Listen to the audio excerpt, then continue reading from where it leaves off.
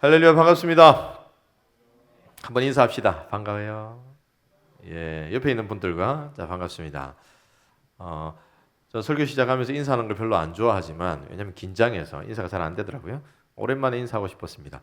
자, 오늘 주신 본문을 가지고 하나님께서 말씀을 주신 이유 두 번째 한번 생각해 보기를 원합니다. 우리가 지난주에 출애굽기 19장 1절로부터 6절의 말씀을 가지고 하나님께서 말씀을 주신 이유 첫 번째를 생각해 보았습니다. 어떤 이유가 있었습니까? 첫 번째 어떤 이유가 있었죠? 하나님의 백성이 어떻게 살아가야 할지를 가르쳐 주시기 위해서. 그리고 두 번째는 그 가르침만 있는 것이 아니라 그 가르침 속에 하나님과 하나님의 백성이 어떤 관계로 세워져야 하는지 그것을 가르쳐 주시기 위해서 말씀을 주셨다. 우리가 지난주에 함께 생각해 보았습니다. 바로 율법을 주신 이유, 모세를 통하여 살아가신 하나님의 말씀의 이유입니다.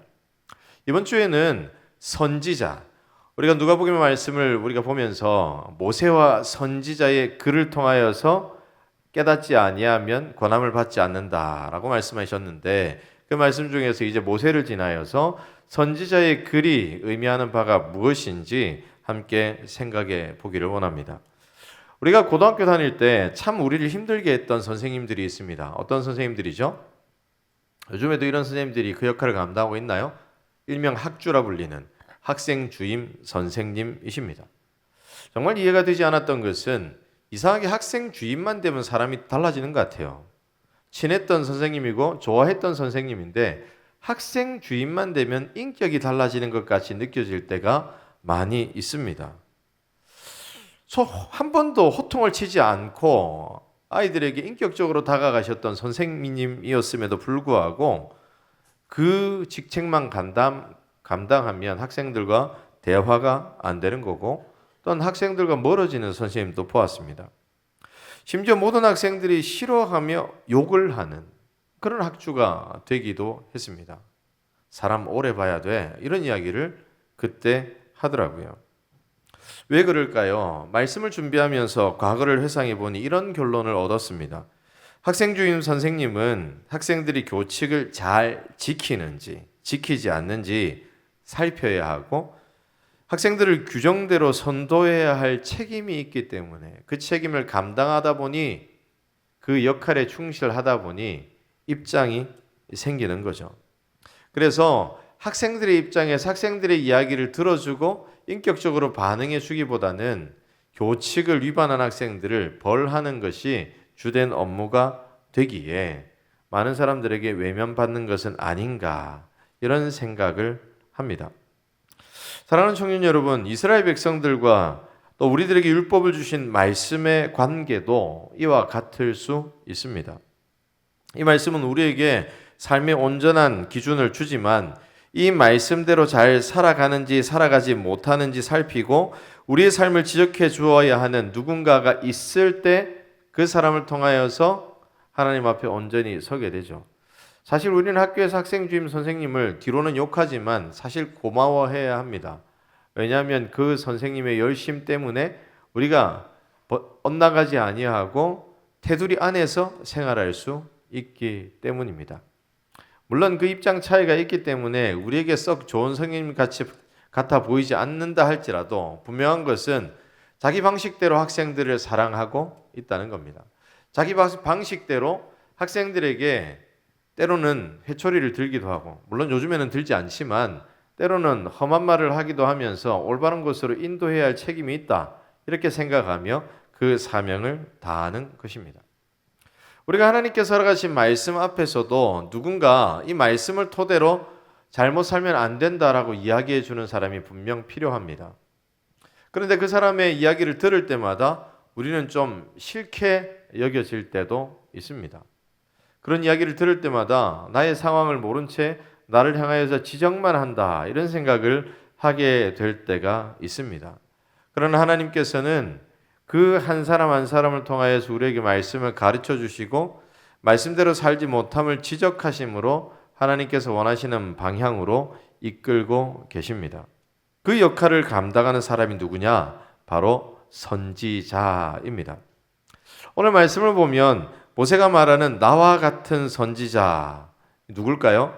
바로 모세를 통하여서 전하여 준 율법을 잘 지키는지 잘 지키지 않는지 살피는 일을 감당하는 사람, 그 사람을 가리키고 있습니다. 그리고 누가복음 16장의 부사와 나사로의 이야기 속에 등장하는 모세와 선지자 중에서 선지자가 바로 이렇게 백성들의 삶을 살피고 백성들을 온전한 길로 인도하는 역할을 감당하는 사람, 그 사람을 가리킵니다. 우리가 오늘 선지서가 또 선지자의 그 글들이 기록되어 있는 선지서가 어떤 책이며 이 선지서를 통하여서 하나님이 우리에게 무엇을 가르쳐 주시는지 살펴보면서 우리가 이 말씀을 우리 삶 가운데 어떻게 적용해야 할지 한번 생각해 보기를 원합니다. 오늘 말씀은 조금의 이해가 필요한 부분이 있는데요. 좀 길을 잃지 마시고 잘 따라와 주시길 바랍니다. 그리고 여러분 오늘 주보 안에 보면 삽지되어 있는 보조 자료가 있습니다. 그 자료를 한번 펼쳐보세요. 어떻게 기록되어 있죠? 제목 뭐라고 되어 있습니까? 구약의 명칭과 배열이라고 되어 있습니다. 우리가 성경을 구분하는 구분이 어떻게 되죠? 여러분이 알고 있는 구분 어떻게 됩니까? 모세오경, 그 다음에 무엇이 나오죠? 보조자료 뒷면에 보면 있습니다. 우리의 구분은 모세오경, 그 다음에 역사서, 그 다음 어떻게 되어 있습니까? 뭐라고요?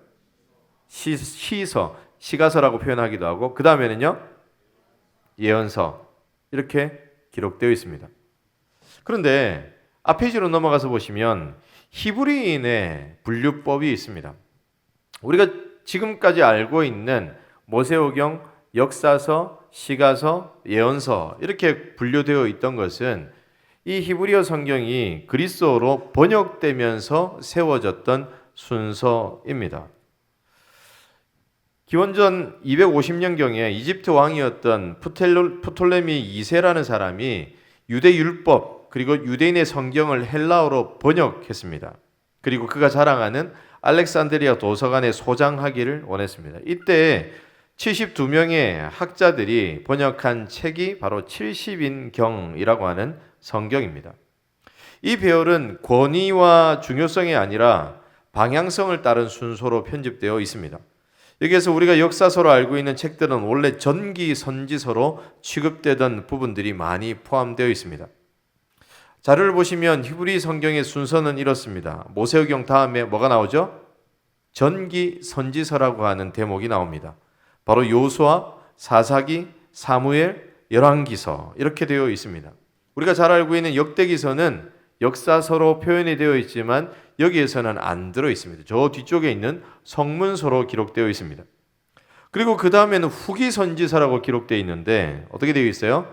이사야와 예레미야 그리고 에스겔, 12개의 소선지서 이렇게 되어 있습니다. 그리고 그 뒤에는 성문서라고 하는 나머지 책들이 기록되어 있습니다. 우리는 여기에서 왜 오늘날 역사서로 분류되어 있고 역사서로 알고 있는 요수아와 사사기, 사무엘, 열왕기서가 전기 선지서로 구분되어 있는지 질문이 생깁니다. 왜 여기가 전기 선지서가 되어야 하는가? 모두 역사를 담고 있기 때문에 역사서로 이해해야 할 것 같아 보이죠. 그러나 여기에 기록되어 있는 역사는 모두 하나님께서 이스라엘 백성들에게 주신 율법의 말씀, 다시 말해서 모세에게 주신 모세오경을 가지고 그들이 과연 이러한 율법의 말씀 앞에 어떻게 살아가고 있느냐를 보여주시는 책이기 때문에 선지서로 분류하고 있습니다. 따라서 이 분류를 따라서 우리가 선지서를 보게 될 때에 우리에게 주시는 영적인 교훈이 두 가지가 있는데요. 첫째로 모세에게 주셨던 율법과 약속의 말씀 안에서 하나님의 백성들이 하나님의 나라를 어떻게 세워가야 할지를 보여주는 책이 바로 선지서라고 하는 겁니다. 그것이 전기 선지서에 기록되어 있습니다. 여러분, 우리가 하나님의 나라를 세워가려면 어떻게 해야 합니까? 어떤 기준 위에 세워져야 합니까? 오늘날 우리가 우리나라를 구성하는 뼈대가 무엇이라고 생각합니까? 바로 법이죠. 가장 기초적인 뼈대는 뭐죠? 헌법이고 그 헌법의 기초 위에 법률을 정하고 더 나아가서 규칙과 여러 가지 기타 또 세부적인 조항들을 만듭니다. 그 뼈대가 분명하게 있어야 이 나라가 굴러가게 되는 거죠. 마찬가지로 이스라엘 백성들이 세워졌을 때 가장 중요하게 그들이 갖추어야 하는 것이 바로 하나님의 말씀인 율법이었습니다. 하나님의 백성으로 어떻게 살아가야 하는가를 보여주고 있고 하나님과 하나님의 백성의 관계가 어떠해야 하는지를 잘 보여주고 있는 율법의 말씀, 모세오경, 그것이 바로 이스라엘 백성들의 건국에 대한 아주 기초적인 헌법이라고 볼 수 있습니다. 하나님께서 그들에게 주셨고 하나님께서 이렇게 살아가라 말씀하신 모든 말씀이 기록되어 있는 책입니다. 따라서 하나님의 백성들은 이 모든 율법의 말씀에 순종하면서 하나님께서 원하시는 나라를 세워가야 합니다. 그 나라는 바로 하나님께서 허락하신 율법을 통하여 하나님이 다스리시는 나라이며 하나님의 사랑이 흘러가는 나라이고 하나님께서 다스리시는 아름다움이 퍼져가는 나라입니다. 당시 이스라엘 백성들에게 율법이 주어졌을 때 그들 주위에 있는 나라들은요, 딱 한 가지의 법이 있었습니다. 뭘까요? 바로 약육강식이라고 하는 아주 기초적인 힘만 있으면 다 된다라고 하는 그런 법이 팽배해 있었습니다. 법이라기보다는 그저 본능에 가까운 것이었죠. 그래서 이스라엘 백성들이 점령했던 가나안 땅에 살아가던 사람들의 모습들을 보면 사랑이 없는 듯 보여지고 힘 있는 자가 연약한 사람들 짓밟는 것이 너무나도 당연한 듯 보여지는 그런 사회였습니다. 그런데 그 속에서 하나님께서 세우시고자 하는 하나님의 나라는 정말 특별한 나라이기를 원하셔서 율법을 주셨습니다. 따라서 이 율법의 말씀 속에서 온전하게 세워질 때에 하나님께서는 흡족해 하십니다. 그래, 내 뜻을 잘 깨달아 알고 내가 원하는 대로 이 나라가 세워지고 있구나. 그러나 반대로 하나님의 뜻에 합당하지 않는 모습으로 이 나라가 흘러간다면 하나님은 그 모습을 보시면서 누군가를 보내어서 지적하십니다. 지금 잘못하고 있어. 그리고 계속해서 잘못된 곳으로 가고 있을 때마다 하나님께서 허락하시는 아름다운 곳으로 이끌어오기 위해서 때로는 징계를 하시고 때로는 더 강한 어조로 그들에게 심판을 선포하기도 하십니다. 이 모든 내용이 어디에 기록되어 있을까요? 바로 전기선지서에 기록되어 있습니다. 우리가 잘 아는 여호수아에는 무엇이 기록되어 있나요? 말 그대로 여호수아를 지도자로 하는 이스라엘 군대가 하나님의 말씀을 붙들고 가나안 땅에 들어가서 담대하게 그 땅을 정복하는 장면이 기록되어 있습니다. 하나님께서 허락하신 모든 약속의 말씀을 믿음으로 붙들며 살아갔던 삶의 결과가 어떠했고 어떻게 하나님의 아름다운 나라가 세워지는지를 잘 보여주는 그런 기록들이 가득합니다. 그런데 여호수아를 지나면 어떤 기록이 있죠? 바로 사사기에 대한 기록이 있죠. 사사기에서는 무엇을 보여주고 있습니까? 사사기서가 전기 선지서로서 어떤 역할을 할까요? 하나님의 백성으로 하나님의 뜻에 따라 살지 아니하고 내 마음대로 내가 왕이 되어 살아간다면 하나님의 진노가 임한다라고 하는 사실을 잘 보여줍니다. 그리고 또 하나, 하나님의 진노 속에서도 회개하며 하나님을 바라볼 때에 하나님께서는 회복의 은혜를 더하신다. 이게 바로 사사기의 역사입니다. 그 이후에 무엇이 기록되어 있습니까? 우리가 역사서로 알고 있는 룻기는 사실상 성문서로 저 뒤에 있는 부분이라서 빼고요. 전기성기 선지서 중에서 사무엘서와 열왕기서를 보면 사무엘서는 하나님께서 어떤 사람을 높이시고 어떤 사람을 낮추시는가를 잘 보여주고 있습니다. 그래서 하나님께서 높이시는 사람 다윗, 그리고 하나님께서 높이셨다가 낮추시는 사람 바로 사울, 그들이 어떤 모습으로 살아가고 있는지를 대조하여 잘 보여주는 책이 사무엘서입니다. 그리고 열왕기서는 우리가 무엇을 볼 수 있습니까? 열왕기에 이 39명의 왕들이 어떤 인생을 살아갔나 보여주게 되죠. 하나님의 말씀을 기준으로 그 말씀을 붙들며 살아갔던 그 왕의 역사와 그 나라의 역사가 어떠했는지, 하나님의 말씀을 버렸던 왕들의 역사는 어떠했는지 분명하게 보여주는 책이 바로 열왕기서입니다. 따라서 하나님의 백성들이 하나님의 율법을 가지고 하나님께서 허락하신 말씀을 가지고 어떤 모습으로 세워질 수 있고 하나님께서 그 나라를 통해서 어떤 일들을 하시는가 가장 잘 보여주는 책들이 바로 전기 선지서의 책이라는 거죠. 따라서 우리가 이 하나님의 말씀을 대할 때 우리가 어떤 모습으로 이 하나님의 말씀을 받아야 하겠습니까?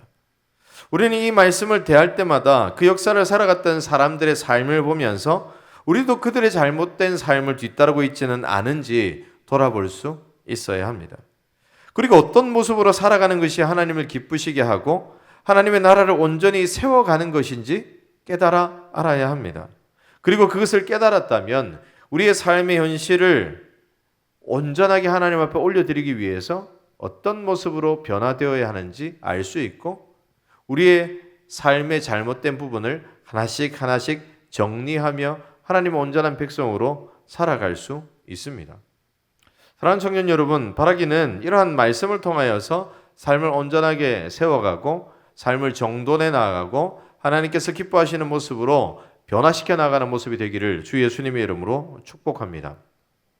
두 번째, 이 선지서가 가지고 있는 역할은 바로 죄악 가운데 있는 하나님의 백성들을 향한 하나님의 마음이 어떠한지를 잘 보여주고 있습니다. 이 부분은 후기 선지서를 통하여서 알 수 있습니다. 오늘 받으신 자료를 보면 히브리 성경의 구분법에 있어서 후기 선지서는 어떻게 기록되어 있습니까? 후기 선지서의 내용을 보면 우리가 흔히 잘 알고 있는 이 선지서의 내용들, 예언서의 내용들이 그대로 담겨 있음을 알게 됩니다.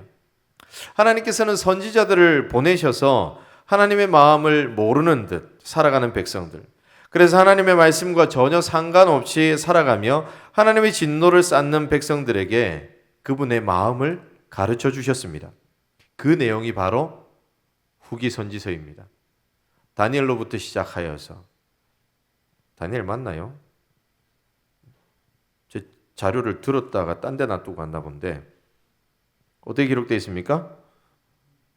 자, 후선지서 이사야 함께 이야기해 봅시다. 이사야, 예레미야, 그리고 에스겔, 그리고 12소선지서. 다니엘은 저 뒤에 성문서에 있네요.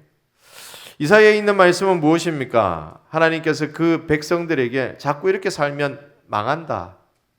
내가 너희들을 너무나도 사랑하는데 망하면 안 되지 않느냐. 끊임없이 외치는 이사야의 선포가 기록되어 있습니다. 예레미야는 또 어느 시절의 이야기를 담고 있습니까? 이스라엘 백성들의 역사 가운데 남유다의 이 마지막 시기를 보내던 그 시기에 하나님께서 이 백성들에게 회개를 선포하면서 너희들이 살아가고 있는 삶 속에 하나님은 없고 성전만 있고 하나님을 향한 온전함은 어디에도 없고 껍데기밖에 없는 그 신앙을 내가 경멸한다. 그렇게 말씀하시면서 너희들에게 임한 심판이 있으니 이제 이 심판을 달게 받고 바벨론으로 포로로 잡혀갔다가 나중에 내가 너희에게 허락하려고 하는 그 회복을 소망하는 것이 낫다. 이런 선포가 예레미야에 기록되어 있습니다. 에스겔은 어떤 말씀이 기록되어 있습니까? 포로로 잡혀간 그 세월 가운데 힘들고 어렵고 눈물 가득한 그 삶을 하나님께서 어떻게 지키시고 보호하시는지를 가르쳐 주시는 하나님의 말씀입니다. 그리고 12개의 소선지서 역시 하나님께서 시대별로 선택하여 보내신 선지자들에게 하나님의 마음이 어떠한지 가르치시고 돌아오라 외치셨던 말씀이 기록되어 있습니다. 우리가 선지자라고 하면 어떤 생각을 합니까? 선지자라고 하는 직책이 가진 그 의미를 때로는 오해합니다. 앞선자가 먼저 알고 외치는 자, 뭐 그렇게 생각을 하는데요. 앞선자 그리고 알지자를 사용해서 먼저 알고 외치는 자.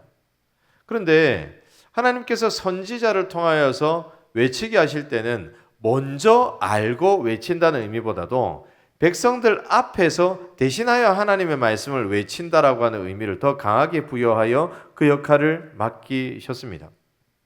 우리가 흔히 아는 선지자들 이야기를 하라 그런다면 먼 미래의 일을 이야기하는 사람들, 이 정도로 생각하게 될 건데 하나님께서 보내신 선지자들의 거의 90%는 미래의 일을 예견하여서 말했던 선지자이기보다도 하나님의 말씀을 선포하면서 율법대로 살아가지 못하는 백성들에게 마치 오늘날 목회자들처럼 하나님의 말씀을 풀어서 외친 그 일들을 감당했던 사람들이 훨씬 더 많았습니다.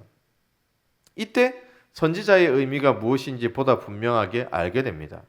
그들은 하나님의 말씀대로 살아가지 못하는, 하나님의 말씀을 떠난 백성들에게 하나님의 마음을 외치고 그렇게 살면 결국 멸망할 뿐입니다 외치는 역할을 감당했었던 사람입니다. 사실 미래의 일을 예견하고 있는 것이기도 합니다. 어떻게 해요? 하나님의 말씀대로 살지 않으면 멸망한다. 이것이 당연한 하나님의 말씀이고 늘 하나님께서 백성들에게 가르쳐 주셨던 미래의 분명한 일이기 때문이죠.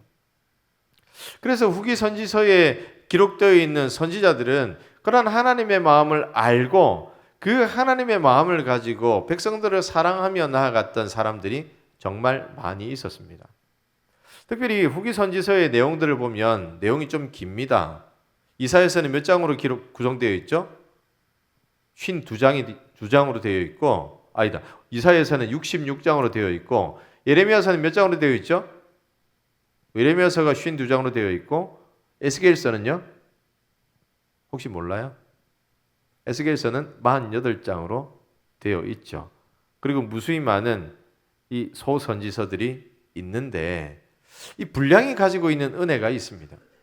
하나님께서 이 백성들을 얼마나 사랑하시는지가 이사야 66장이라고 하는 방대한 분량에 담겨져 있습니다. 그리고 예레미야 52장이라고 하는 방대한 분량에 담겨져 있습니다. 예전에 다른 교회에서 한 3개월 동안 이 부목사님들이 새벽 기도를 인도하면서 예레미야서를 강의했던 적이 있습니다. 그때 큐티 책의 이 주제가 예레미야서였고 예레미야서가 3개월 동안 이어지는 것을 강의했는데요. 예레미야서에 주로 기록되어 있는 것이 뭐냐면 멸망의 선포이거든요. 그래서 새벽마다 사역자들이 좀 힘들었습니다. 3개월 동안 성도들은 멸망에 대한 선포를 들었어야만 했기 때문입니다. 아침에 기쁜 마음으로 교회를 와서 가장 먼저 멸망에 대한 선포를 듣고 돌아간다. 좀 마음이 좀 쉽지 않잖아요. 그래서 담임 목사님은 중간에 뭐라 그랬냐면 나 안 할란다. 나는 딴 거 할게요. 여러분들 하세요. 그리고 도망가셨어요. 그러면서 예레미야서를 강의하기가 너무나도 힘들다. 그래서 목사님은 다른 좀 백성들을 사랑하는 사랑의 내용에 대해서 시가서를 가져와서 말씀을 전하곤 하셨는데 그런데 예레미야서를 강의하다 보니까 느껴지는 마음이 있었습니다. 왜 이렇게 긴 분량을 멸망을 선포하셨을까 하는 대목이었습니다.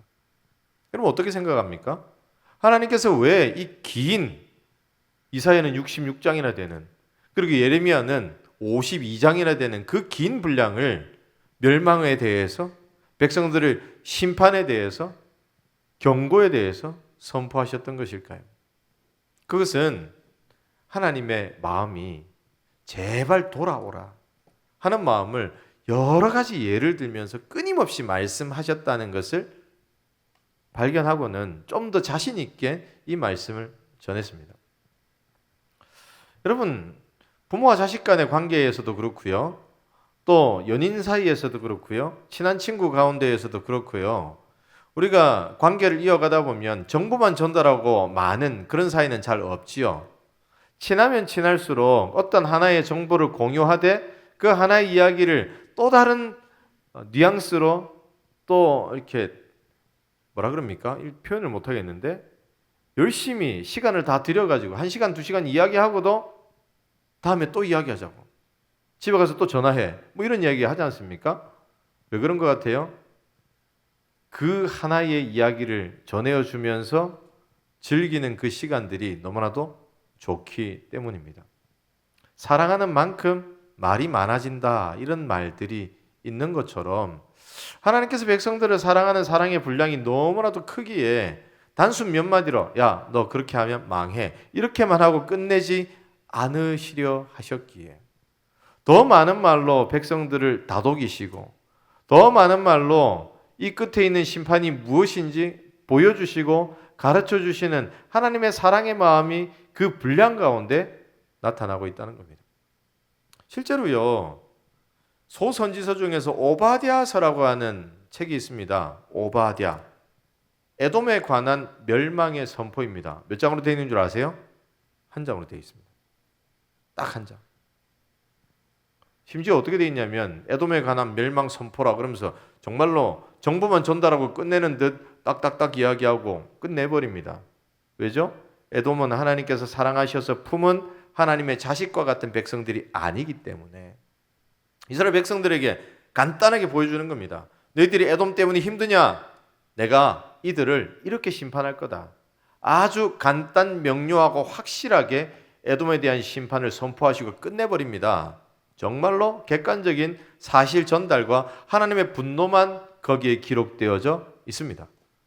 그러나 이스라엘 백성들을 향한 이사야서나 예레미야나 또한 포로기 가운데 기록되어 있는 에스겔서나 또 호세아, 요엘, 아모스 뿐만 아니라 이 백성들이 시대마다 선포하셨던 하나님의 말씀은 좀 주저리 기록되어 있습니다.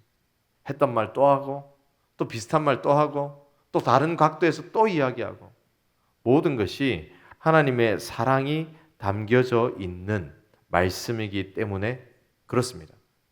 따라서 우리는 이 소선지서와 또 후기 선지서들을 통하여서 하나님의 마음이 백성들을 향하여서 어떠한 마음을 가지고 있는지 잘 알게 됩니다. 따라서 우리가 후기 선지서에 있는 말씀들을 읽을 때 어떻게 읽어야 하겠습니까? 하나님께서 나를 향하여 가지신 마음이 어떤 마음인가 발견해 내면서 읽어야 합니다. 또한 여러분, 이 모든 정기 선지서와 후기 선지서는 모두 예수님을 예언하고 있습니다.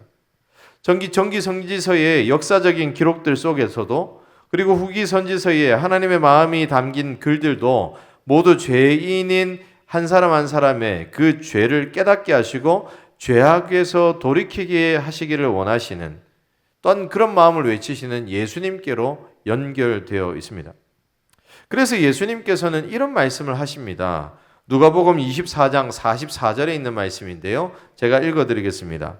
또 이르시되 내가 너희와 함께 있을 때에 너희에게 말한 바 곧 모세 율법과 선지자의 글과 시편의 나를 가리켜 기록된 모든 것이 이루어져야 하리라 한 말이 이것이라 하시고, 모세 율법 그리고 선지자의 글 그리고 성문서 여기에 기록되어 있는 모든 시들 지혜의 글들 이것들이 모두 예수님을 가리키고 있다는 겁니다. 그리고 예수님을 통하여서 온전하게 성취되었다는 겁니다. 우리는 예수님을 가리켜서 메시아로 오셨다, 그리스도로 오셨다라고 고백합니다. 이 메시아, 그리스도는 기름 부음 받은 자라는 뜻입니다. 그리고 기름을 부어서 세우는 직책들을 가리킵니다. 그 직책은 바로 선지자와 제사장과 왕의 직책입니다. 그리고 그 중에서 오늘 말씀 속에서 선지자로서의 역할을 이렇게 감당하신다 하는 것을 보여주고 있습니다. 사람들이 죄악 속에 있다는 것을 깨닫게 하시고 죄악된 몸으로 하나님 앞에 나와서 긍휼을 구하게 하시기 위해서 말씀을 선포하십니다. 그리고 이러한 선지자의 사역은 승천 후에도 성령을 보내셔서 성령을 통해 우리를 가르치시고 우리의 삶을 올바른 곳으로 인도하십니다.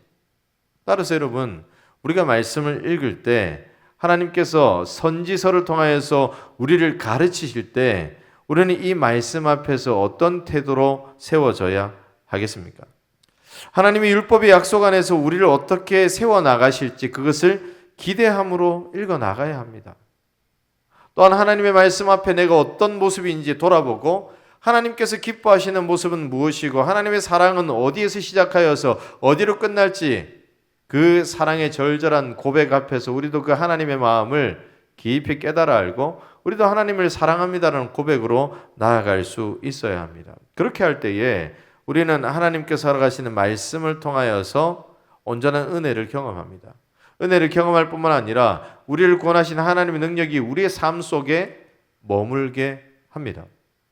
사랑하는 청년 여러분, 우리는 그동안 말씀을 어떻게 읽었습니까? 그저 읽고 묵상하되 깨달아 알게 되어지는 말씀, 그 말씀을 주일날 하루 정도 이런 말씀이구나 그렇게 생각하지만 평일날 삶으로 돌아가면 전혀 기억지 못하다가 다시 주일날 돌아와서 지난주에 말씀을 떠올려 보니 제가 온전하지 못하게 살았군요. 그렇게 하나님의 말씀을 한 주에 한 번씩 경험하는 그런 말씀으로 생각하며 살아가고 있을 때가 참 많은 줄 압니다. 저도 청년 때를 돌아보고 학생 때를 돌아보면 그러했던 때가 참 많았던 것 같습니다. 그러나 여러분, 그렇게 말씀 앞에 서서는 우리가 아무것도 깨닫지 못합니다. 매일매일 말씀 앞에 서서 말씀이 나를 어디로 인도하시는지 그 인도하심을 따라 걸어갈 수 있어야 합니다.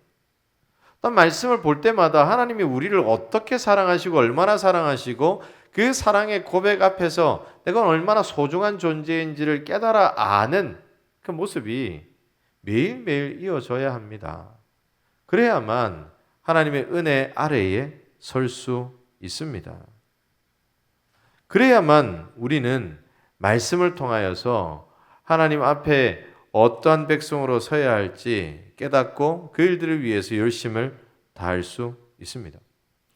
오늘 우리는 하나님께서 말씀을 주신 이유, 두 번째 시간으로 선지자를 통하여서 말씀을 허락하신 이유를 살펴보았습니다. 여러분, 한 가지만 기억합시다. 하나님의 말씀 앞에서 우리가 어떤 모습으로 살아가고 있는가? 이게 정말 중요한 질문이라는 겁니다. 내 모습을 보시는 하나님이 나를 향하여서 어떤 마음으로 바라보고 계시는가? 그것을 깨달아 아는 것, 딱 두 가지.